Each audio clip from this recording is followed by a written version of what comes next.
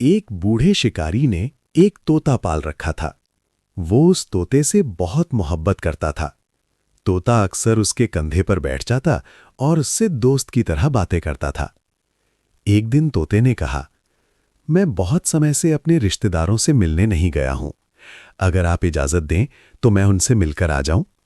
वापस आते समय मैं आपके लिए एक खास तोहफा भी लाऊंगा। शिकारी मुस्कुराया और बोला, ठीक है, जाओ, लेकिन जल्दी वापस लौट आना। तोता बहुत खुश हुआ और तुरंत उड़कर चला गया। कुछ दिनों बाद जब तोता वापस आया तो उसकी चोंच में एक छोटा सा बीज था। उसने वो बीज शिकारी को देते हुए कहा, इसे जमीन में बो देना। इससे एक पेड़ उगेगा और उस पेड़ के फल खाने से इंसान फिर से जवान हो जाएगा। शिकारी बहुत खुश हुआ। उसने तुरंत वो बीज अपने घर के पास बो दिया। कुछ ही समय में वहां एक छोटा सा पौधा निकल आया और धीरे धीरे वो एक बड़ा पेड़ बन गया। एक दिन उस पेड़ से एक फल जमीन पर गिरा।